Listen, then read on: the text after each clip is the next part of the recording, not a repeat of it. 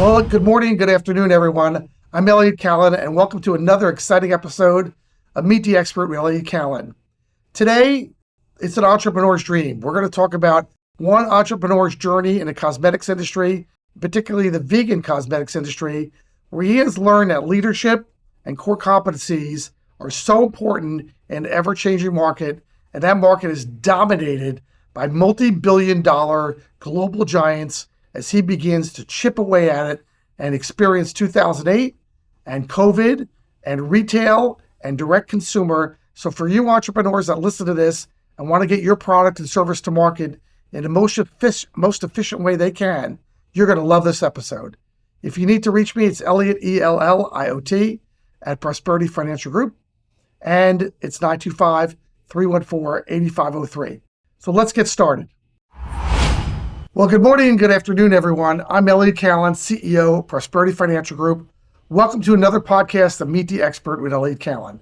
Again, we're going to do something different. If you know people who are entrepreneurs, you know people that love to start and love to build, and at the same time, they want to save the planet just a little bit in their own world, that's what we're going to be talking about today. We're going to be talking about with Rick Kostick, who was the founder of a company that you're going to hear about, Purity Cosmetics, in just a moment, and his journey of success as an entrepreneur. And he's got his own trials and tribulations, because I want you to know that for most entrepreneurs, it's not a straight line to success. It's not Mark Zuckerberg. It's not somebody that says, I'm going to start something and in 3 years from now, I'll take it public, and in 5 years from now, I'm going to retire a billionaire. That's just not the world of most entrepreneurs in this country. I would love to have that happen to me. I can guarantee my guest would love to have that happen to him. But if you're listening to this, then you know that you are working sometimes 80 hours a week and feel like you're sometimes not even getting paid. So let me welcome Rick to our show, and we're going to get right into the meat and potatoes of what we're doing here and what does core competency mean, and we'll talk about that a little later in the show. So if you want to understand for your own company that you're now doing 11 things and you've gotten off track of what your core competency is, we want to talk about that as well. So, Rick, welcome to the show. Thank you, Elliot. Pleasure to be here. Great. Let me read you what he is real fast, his background. He is one of the the higher achievers on natural shampoos, natural products, Purity Cosmetics. He's CEO of that company. He's had as high as 200 employees working for him over time. Pre-COVID, there were 60 today. He's had stores, retail stores. Now they're in direct sales. He's tried them both. He's had his product lines in brand names like Nordstrom's and Sephora's. He's had that. He's learned that sometimes that sounds really good to have retail shelf space, and the reality is everybody's making money but you. He's learned that. That's kind of the Walmart model, by the way. Walmart always makes money, not necessarily the vendors of Walmart. But he's learned that, and he's also been one of those people from the very early part of his career that has decided that 100% pure, 100% vegan. We can talk about the difference in vegan and vegetarian and why that's important. So, Rick, I want to ask you this right off the bat, because you talk about purity. It's one of your passions. It's wonderful that it's your passion. You know, my wife uses L'Oreal. My wife uses Estee Lauder. I love the way my wife looks. Why should she consider your products, the purity of your products, when she's bombarded with $10 billion of advertising on why she needs to be a Chanel girl? Couple answers to that, Elliot. Two real key points to answer that. One is innovation, and the other is you really want to be careful what you put on your body, just like you're careful what you put in your body. It matters, makes a difference. It brings me back. I remember when I was younger, I would ask my parents to please eat only organic. Please, it's healthier for you, better for you. And they would laugh at me and they said, yeah, haha, why would I pay more for that? There's no difference. And then now, this time, I see them buying more organic because the science is there, the data is there. The same thing with cosmetics and skincare. And 20 years ago, when I started 100% Pure as our flagship brand, it was because on the market, there was really nothing that performed that was really healthy for you and authentic and had really good ingredients that weren't harmful, that weren't going to cause long-term effects in your body, which you're seeing in studies. Like look at the Roundup case. There's cases now coming out where chemicals that are in the environment in products that are sold are not very good for you. So we wanted an alternative. We found our niche at the time. There wasn't any real products that could perform that were natural and healthy for you. And so that gave us our start. Great. Well, if you're listening to this, and we're going to talk about marketing in a moment and core competency and how do you go from stores to direct sales, because so many entrepreneurs that listen to this, but if you've got a passion for marketing and getting products to market and understanding them more, give us a call. We'll hook you up with people like Rick at 925-314-8503 or prosperityfinancialgroup.com or Elliot, ELLIOT, at prosperityfinancialgroup.com. But we deal with entrepreneurs every day in the world of finance and financial planning and portfolio planning, managing upwards of $500 million. And my two companies were touching on $1 billion. These are big dollars. And it's people like Rick and people like listening to this show like you that says, okay, help me manage my money more effectively so I can do what I do, my core competency, more effectively, because I can't do all things well. So I want to tell you a quick story, and that I love your comment on that. I was out in the western side of Nebraska just this past weekend with lots of family. I've got a whole bunch of family on my wife's side that is in the cattle business. They're not farmers, they're ranchers on that. And they're moving about 200 cows a week in and out of that farm. If you add that up, that's 100,000, actually that's 10,000 cattle a year that they are fattening up to go on the tables of Morton's and Fleming's and Ruth Chris, and they're all prime meat. And we stopped over at the, I don't want to say their name because I don't want to get in trouble, very large meat processing center in western Nebraska, where they are doing approximately killing, I don't want to say killing, butchering, processing, I forgot what the new word is now, the more politically correct, softer word. But they're processing for food about 4,000 cows a week out of this plant. That means that's a truckload about every 30 minutes of 200 cows. That's amazing what they're doing out of that. And I said, well, I get where the meat goes. I get where even the fat goes. I get the hide goes to tanneries. Where's the blood go? Somebody tell me where the blood goes. And he said, well, it goes to several places. He said, first thing it goes to is cosmetic companies do buy animal blood because it makes a good color red and can be used. Not always used, but can be used. And then the rest of it goes mostly into animal feed. So is blood and animal, or these kind of animal products, being put on my wife's lipstick? So what's interesting, Elliot, is that within the industry, there's certain things that are hidden behind the scenes. And it tends to be with colorants and also with your fragrances. So things that make it smell, things that make it look good. With colorants, as long as they can get them through the FDA, they get a different name. They get FD and C. So you'll see on your label FD and C. So the red color, traditionally, the majority of the red comes from insects. They crush these insects that make a red color, but it can come from other sources too, like blood. So it could be that your wife is putting blood on her lips and she doesn't realize it because the ingredients just says FD and C. And the product probably doesn't say vegan or vegetarian because it's not, if it has either the bloods or the insects. So yeah, and the same thing in fragrances. The fragrance industry was so protected that you could put whatever you wanted inside a fragrance, and all you have to do is put on the label fragrance. And you have one more protection in the industry called incidental ingredients. So any ingredient you're using, anyone's using inside their package, could have what the industry deems as incidental. It doesn't contribute to that ingredient's function. You don't have to declare it. So that's interesting too.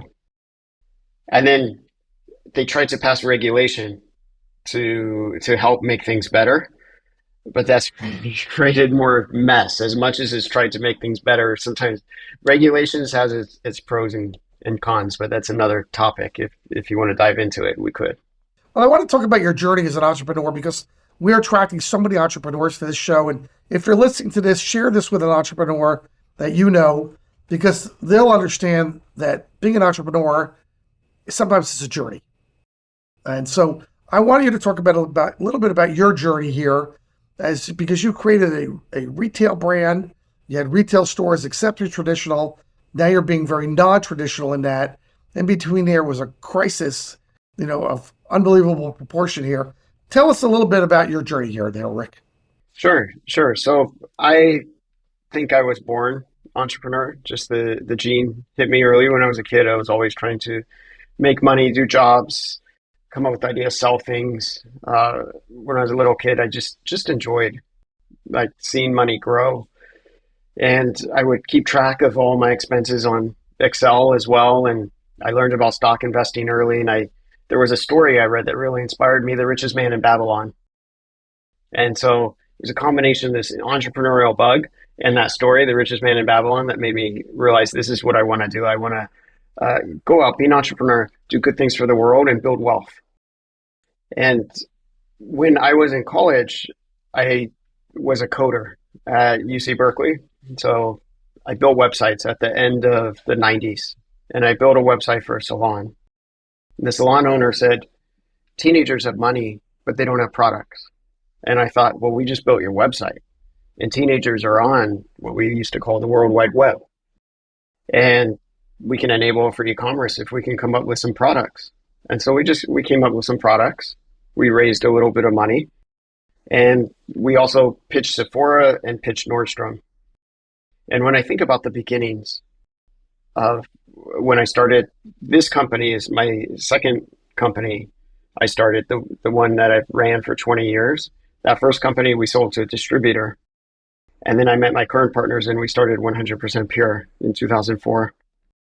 And we were so brave when we were so young. We would just walk out into Sephora and say, oh, who's the buyer? We'd like to present our products. The same thing to Nordstrom. And the thing is, it worked. So you just got to be bold.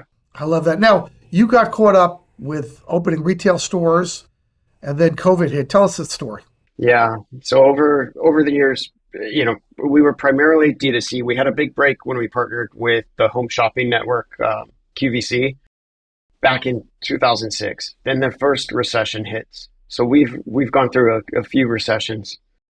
And when that first recession hit, they cut out all their smaller brands and kept only their big anchor brands. So I had all this inventory coming back. The way their business model is, they don't pay for inventory, it's consignment. So we own the inventory they have, they don't sell it, it comes back to you. If they stop doing business with you, it comes back to you, and it's a huge amount of inventory. And so I thought, I'm just going to dive into the D2C business and really devote my energy and focus onto direct to consumer.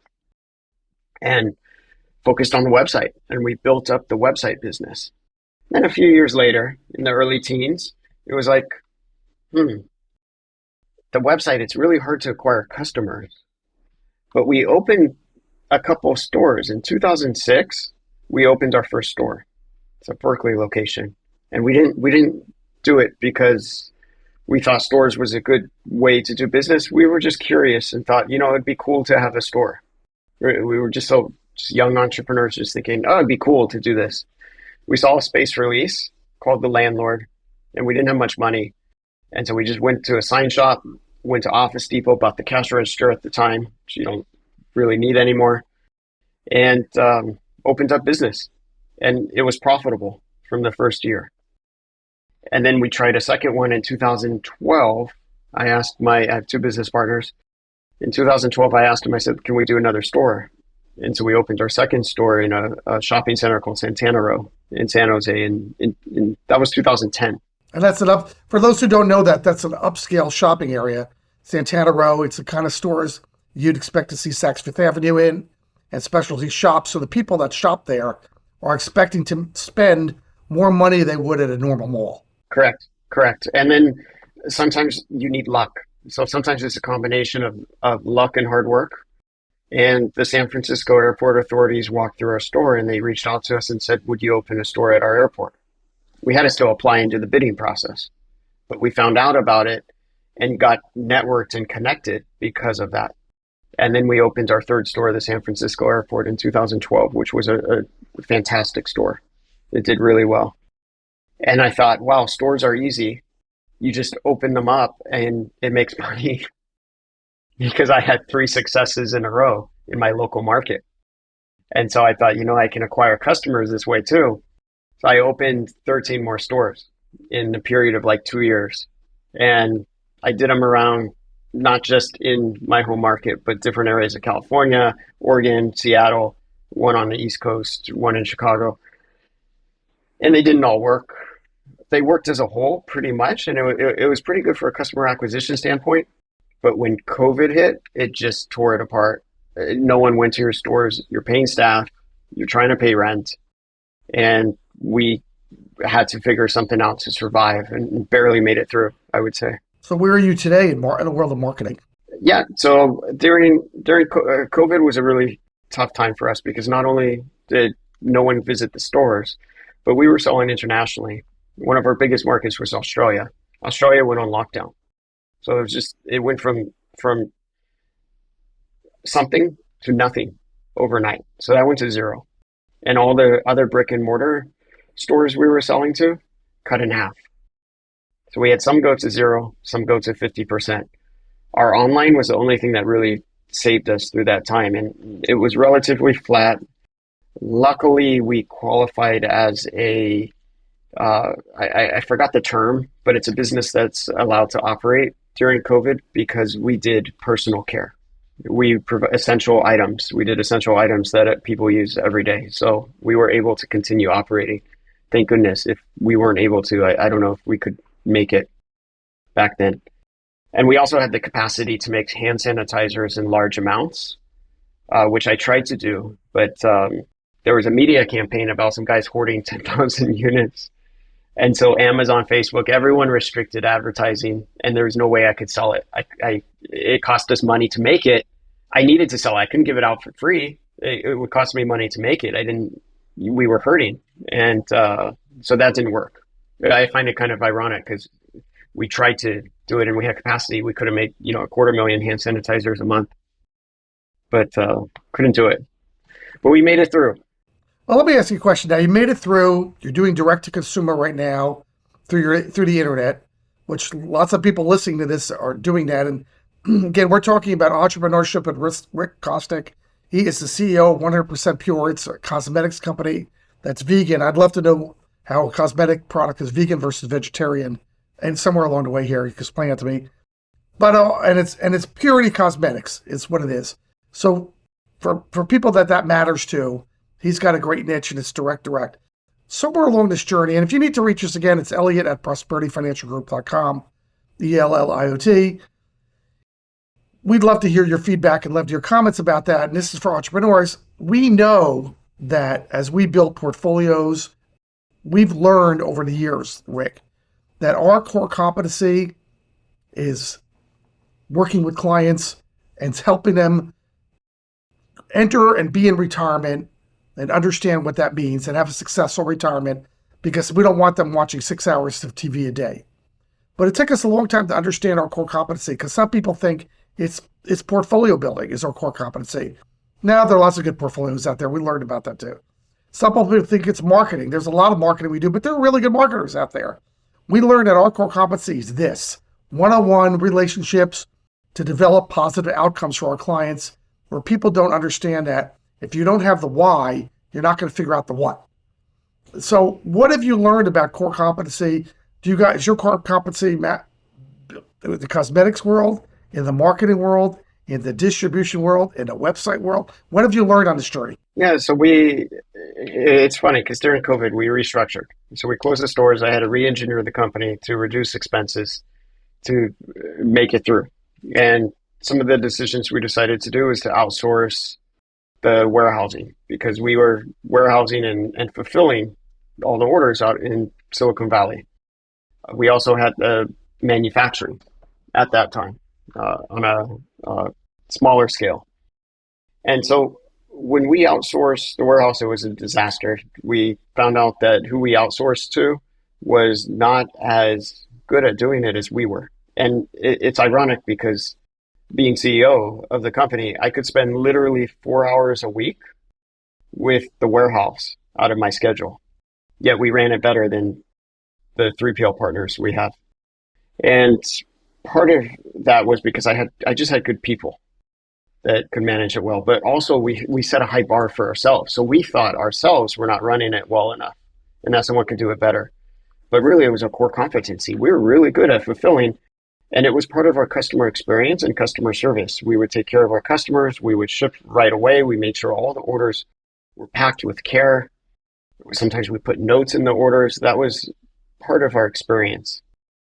On top of that, the manufacturing of the products, we started outsourcing. We outsourced. When we started, we handmade our skincare out of our farmhouse in Napa. That's how I started with my two partners. So a lot of times your core comes from your founding. You got to look back to your past on when you started this company, what did you start with? What worked? And what worked was that we handcrafted with passion these products.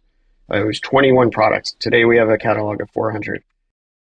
And I realized, wow, our manufacturing partners, the quality is not as good. They take forever to fulfill a PO. Every time we place a purchase order, it could take 6 months it was inconsistent, and it was causing major supply chain issues. And that's when I had the aha moment. You know what?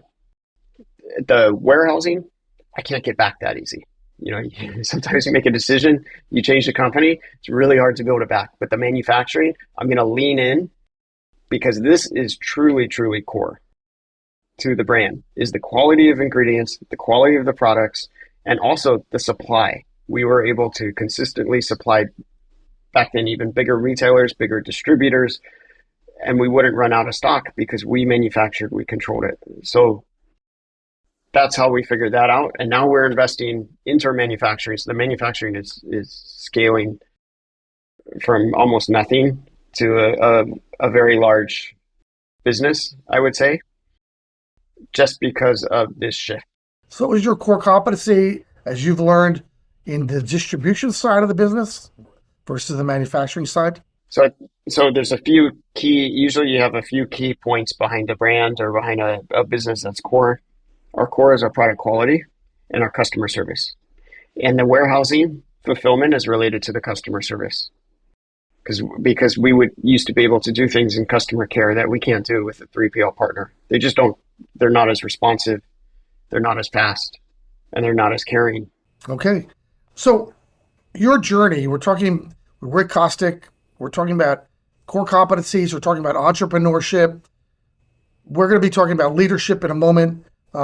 You've got questions about that. This is what every entrepreneur goes through, are these journeys. And if you don't get them right, the journey will be defined for you. If you're really good at what you do, you'll be able to define the journey. Most of us end up having it both ways. We have people pigeonhole us, and then we have to fight our way out of that to what we think is really good. But your leadership, not somebody else, but your leadership as an entrepreneur, Rick, has evolved and has changed because the situation on the ground demanded it. How has it changed? Yeah, Elliot, maybe you can refine that question. Like changed over time because of the situation, changed over time, or how the journey changed? Well, I think from a leader point of view, Rick, I think you're talking about, I had 200 employees that I need to be the leader of. Now I've got a few less than that right now. I've got these retailers that want me to be the leader. Most entrepreneurs are either the best engineer or the best salesperson of the company. And one of the missing links, and I wrote a book called Driven, it's over my left shoulder, by Elliot Kallen. It's an Amazon bestseller. This is my shameless plug while we're talking. But it is about leadership and entrepreneurship and why you have to, as a leader, be the leader, not be the best salesman or the best engineer. That's important, but you have to be the leader of the organization. How's that journey of you being the leader of your team changed and evolved? Yeah, and I think some of that comes down, when you mention that, Elliot, it reminds me of something that a mentor once said. And he said, you need to know your industry better than everyone else. And I won this mentorship because we had like a Shark Tank style industry event at a trade show. And so I got Mark Cuban as my mentor for a year, kind of official, unofficial, but he would give me advice weekly or feedback weekly, I would say. And it was just really wise. And your industry, if you know your industry really well, you know the shifts in industry, and you have to adapt along that journey as your industry adapts. And as the broader economy also affects you, like the events, like COVID. And so that's how the path was. I used to run a company that was a handful of retail stores. We had 16 retail stores. We had the fulfillment. We had the manufacturing. I even formed a subsidiary in China. I still have that subsidiary today to do the marketing into that market so we can sell into that market. And that has been, I would say today, I did a program at Harvard Business School called the Owner President Management Program. And that inspired me to change my leadership style. And I decided, I'm going to build a high performance global team. And I'm going to do this because I was hiring high paid Silicon Valley staff pre-COVID.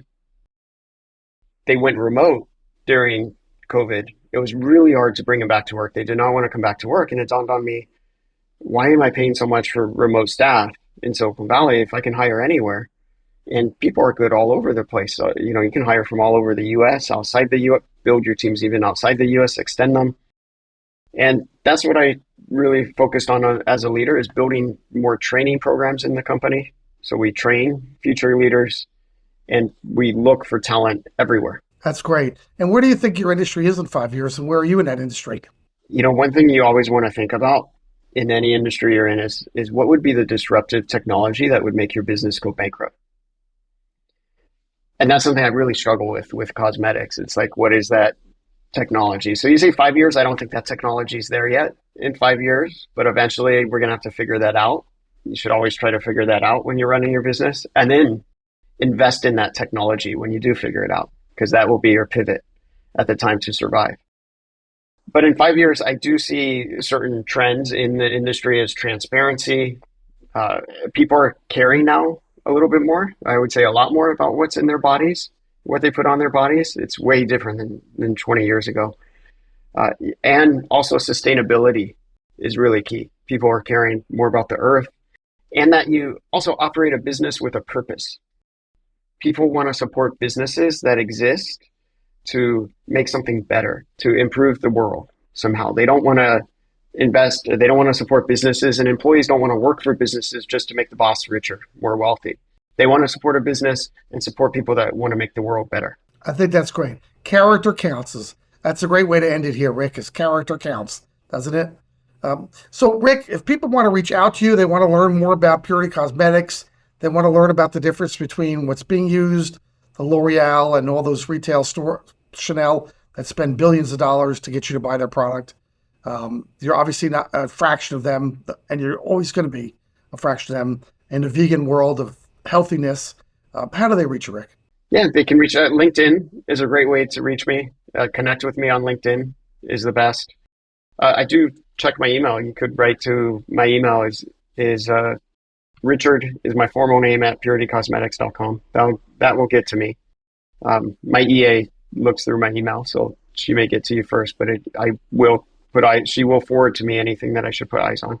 Well, this has been great. We've been talking with Rick Kostick about the entrepreneur's journey. In his case, it's about pure products in the cosmetic world, that he has experienced a journey that most entrepreneurs experience, which is up, down, sideways, and all of the other emotions that are wrapped up in that, financing and so forth, and partners. So if you want to learn more, reach out to Rick, and reach out to me at Elliot, ELLIOT, at Prosperity Financial Group, and we'll put you in touch with Rick. Rick, thank you so much for being on. Thank you, Elliot. Appreciate it. And also for the brand, just in case anyone wants to check it out, 100% Pure is 100%pure.com.